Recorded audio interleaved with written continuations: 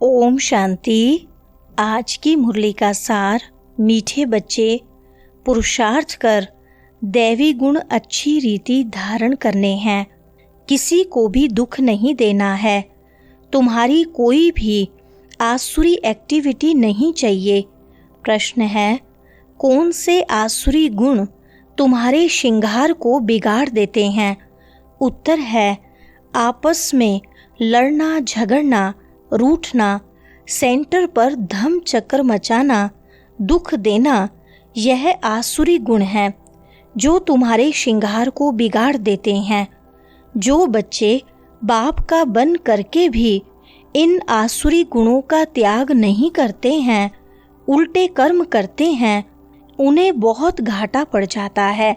हिसाब ही हिसाब है। बाप के साथ धर्मराज भी है। सुनते हैं मुख्य पॉइंट्स। पहली पॉइंट, बाप है सर्वशक्तिमान। उनसे तुम बच्चों को शक्ति मिलती है। योग से शक्ति जास्ती मिलती है, जिससे तुम पावन बनते हो। बाप तुमको शक्ति देते हैं विश्व पर राज्य करने की। इतनी महान शक्ति देते हैं। वह साइंस घमंडी आदि इतना सब बनाते हैं विनाश के लिए। उनकी बुद्धि है विनाश के लिए। तुम्हारी बुद्धि है अविनाशी पद पाने के लिए। दूसरी पॉइंट, वहाँ प्रजा का प्रजा पर राज्य नहीं होता है। वहाँ है ही राजा रानी का राज्य। ऊंच से ऊंच है भगवान। याद भी उनको करते हैं। लक्ष्मी नारायण का सिर्फ मंदिर बनाकर पूजते हैं। अभी तुम समझते हो यह लक्ष्मी नारायण विश्व के मालिक थे।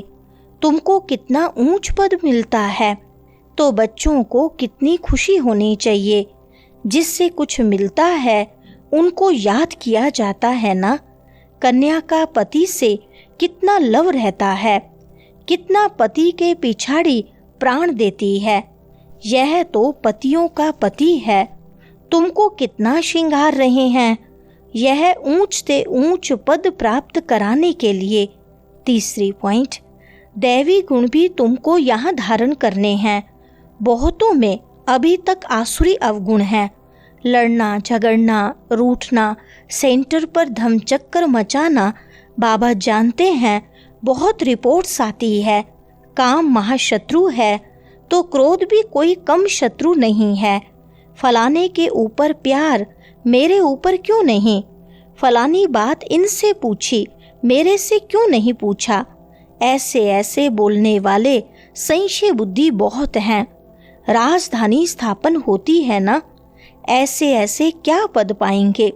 मर्तबे में तो फर्क बहुत रहता है। मेहतर भी देखो अच्छे अच्छे महलों में रहते, कोई कहाँ रहते। चौथी पॉइंट, देह अभिमान में आने से आसुरी एक्टिविटी होती है। जब देही अभिमानी बन अच्छी रीति धारणा करते रहो तब ऊंच पद पाओ।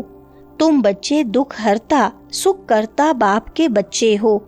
कोई को भी दुख नहीं देना चाहिए।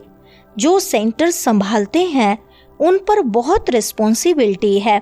जैसे बाप कहते हैं, बच्चे अगर कोई भूल करता है तो 100 गुना दंड पड़ जाता है। देह अभिमान होने से बड़ा घाटा होता है, क्योंकि तुम ब्राह्मण सुधारने के लिए निमित्त बने हुए हो।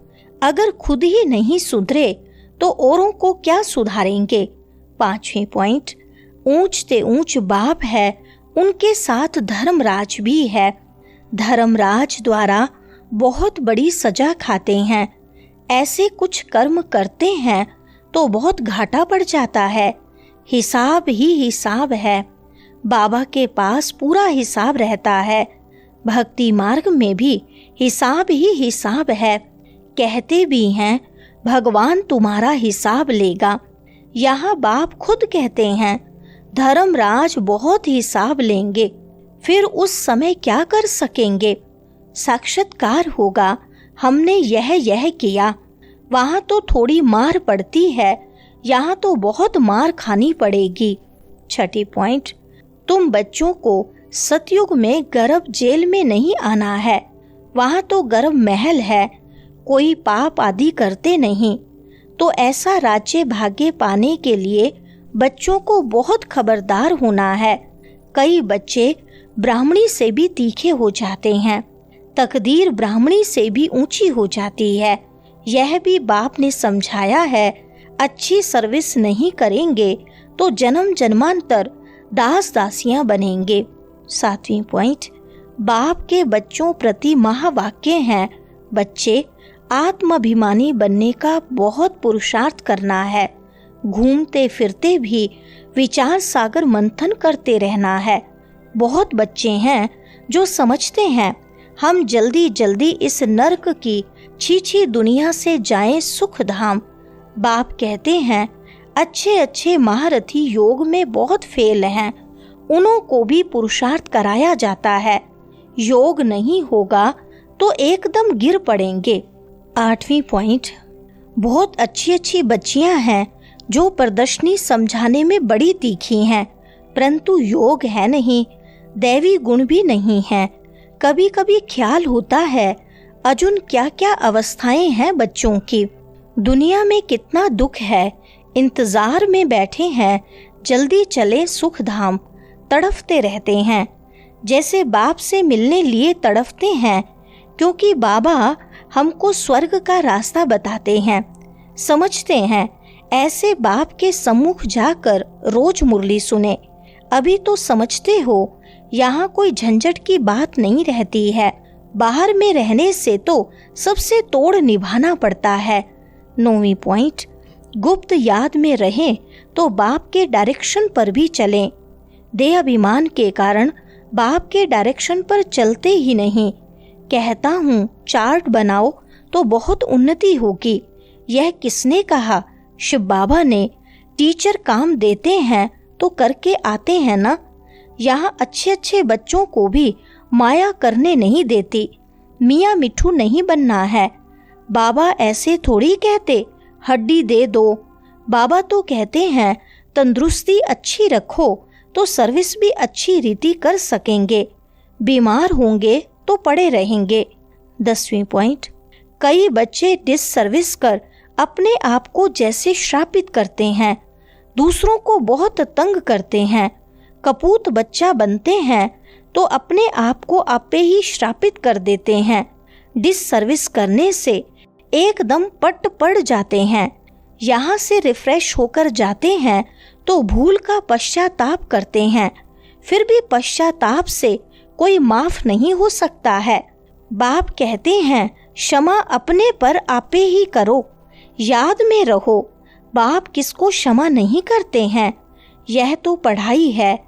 बाप पढ़ाते हैं बच्चों को अपने पर कृपा कर पढ़ना है, मैनर्स अच्छे रखने हैं।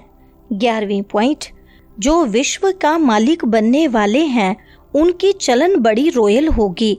भोजन भी बहुत कम, जास्ती हबच नहीं होनी चाहिए। बहुतों की खाने में भी बुद्धि चली जाती है। याद में रहने वालों का भोजन भी बहुत सूक्ष्म होगा। कहा जाता है खुशी जैसी खुराक नहीं। ऐसी खुशी में सदैव रहो तो खान पान भी बहुत थोड़ा हो जाए। बहुत खाने से भारी हो जाते हैं, फिर झुटका आदि खाते हैं, फिर कहते बाबा नींद आती है। भोजन सदैव एक रस होना चाहिए। ऐसे नहीं कि अच्छा भोजन है तो बहुत खाना चाहिए। वरदान है ऑनेस्ट बन, स्वयं को बाप के आगे स्पष्ट करने वाले चढ़ती कला के अनुभवी भव। विस्तार है स्वयं को जो हैं जैसे हैं वैसे ही बाप के आगे प्रत्यक्ष करना। यही सबसे बड़े से बड़ा चढ़ती कला का साधन है। बुद्धि पर जो अनेक प्रकार के बोझ हैं उन्हें समाप्त करने की यही सहज युक्ति है। ऑनेस्ट बन, स्वयं को बाप के आगे स्पष्ट करना अर्थात पुरुषार्थ का मार्ग स्पष्ट बनाना। कभी भी चतुराई से मन मत और परमत के प्लान बनाकर बाप व निमित्त बनी हुई आत्माओं के आगे कोई बात रखते हो तो यह ऑनेस्टी नहीं। ऑनेस्टी अर्थात जैसे बाप जो है जैसा है बच्चों के आगे प्रत्यक्ष है, वैसे बच्चे बाप के आगे प्रत्यक्ष हों। स्लोगन है, सच्चा तपस्वी वह है जो सदा सर्वस्व त्यागी की पोजीशन में रहता है। अच्छा, ओम शांति।